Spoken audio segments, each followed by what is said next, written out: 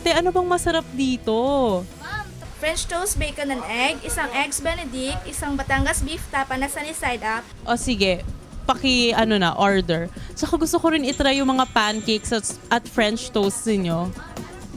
Fluffy pancake goya and chocolate ganache. Mixed berry pancakes, ma'am. Tapos fluffy pancake topped with Oreo cookie butter and peanut butter and banana pancakes to. Ay nako ate, parang favorite kong lahat yun na parang masarap lahat yun. Nako, yan ang orderin ko. Good morning mga boss. Gusto niyo ba ng masarap na agahan? Tamang-tama dahil may kung bagong hangout place dito sa Mandaluyong na nagsuserve ng breakfast 24/7 at hindi lang yun, very affordable ang price nila. Kaya ano pa bang hinihintay natin? Let's go and let's try this out. Good morning, boss! Welcome to the Pantry Style Breakfast! At ngayong umaga kasama ko si Mr. Vince Wanta, ang may-ari ng Kanto Breakfast Freestyle. Okay, sir, alam nyo, ang Kanto Breakfast kasi, sumikat siya sa social media, no? Ano po ba ang binabalik-balikan dito na talaga namang tumitrending sa social media? Well, siguro yung mga food na in-offer namin, no, hindi siya yung usual na nakikita natin sa kalye.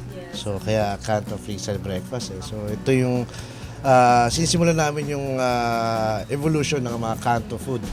At saan nyo po ba nakuha itong klaseng konsepto? Kasi mahilig ako sa breakfast, food lover ako. So, doon kami nagsimula. Sinimulan namin to nung May nung 2011. 2 years old pa lang pero talaga namang patok na patok sa mga tao. At sino-sino po ba ang mga parokyano nyo dito sa inyong lugar? Meron mga matatanda, may mga bata, may mga parang dito sila nagsasama kahit anong estado mo sa. So dito sila nakikita. So sir, please discuss itong mga gourmet na pagkain or gourmet breakfast na sinaserve ninyo na asa harapan ko ngayon. Ito yung aming famous tapsilog. Pero we call it Batangas beef tapa with 2 eggs, freestyle and garlic sauce with tomato pesto. French toast with bacon and scrambled eggs. You can never go wrong with bacon, tama po ba? Mismo. Ito yung eggs benedict. So meron siyang ham, meron siyang poached egg, potato wedges, and on top is yung hollandaise sauce niya. Matanong ko lang ha, ang mga cooks nyo ba o mga chefs nyo ba merong formal training? Kasi like for example, this eggs benedict, syempre ang mga nakakaluto lang nito is yung mga may background sa culinary. Like for example, yung poach ng eggs, may sariling, may kakaibang, what do you call that, method yan. And ang hollandaise sauce is one of the 5 mother sauces na onti lang ang nakakalam. Pero dito sa Kanto, alam nyo, very gourmet. But meron po ba silang formal training? Well, hindi ko naman sabing formal talaga, but they are trained by our chef doon sa isang restaurant pa namin, which is Lime. Si Chef Archie and then si Chef Rex Abarquez. So, ito Baling Kanto ay parang training grounds nga nila. So, tinuturuan sila ng medyo culinary touch din.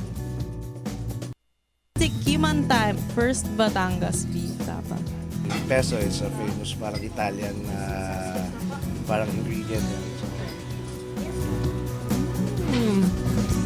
wow, ang sarap ng tapa. Malasang malasa. And of course, with the tomato na may pesto, parang fusion siya ng Filipino and Italian because, pesto is an Italian dish. So good, ang sarap. Naku, parang ito lang bago kong favorite na tapa. Ang sarap. Sarap ng timpla. 5 sauce marinated tapa. So, it's talagang tasty siya.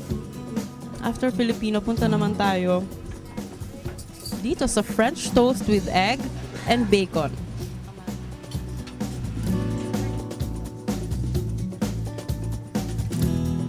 Dito naman, ang sarap kasi yung bacon. Gusto nyo, di ba, yung bacon nyo is crispy. At ang maganda dito, hindi siya tutong, di ba? Kahit hindi siya ganun ka-fried, crispy pa rin ang bacon at ang French toast. Para kang nag-hotel, ang sarap. Nako, nabibilib na ako, Sir Vince. Okay, next is Eggs Benedict. O, di ba? Yan ang perfect na Eggs Benedict. O, perfect, di ba? Wala akong masabi. Ang sarap ng Eggs Benedict. Panalo. Sir, ano po ba ang sikreto o kakaiba dito sa inyong Eggs Benedict? Yung Eggs Benedict, usually, English muffin and serve with English muffin. Pero dito, for Pinoy touch and then para mabawasan natin yung cost niya, ginagamit natin is yung pandesal. So, yun. And then, of course, yung ham, pwede rin siyang bacon. Then, of course, yung secret hollandaise sauce. Ang sarap! Ito favorite ko, yung Eggs Benedict. Of course, syempre busog na ako sa aking tapa, bacon and Eggs Benedict. I'm ready for dessert.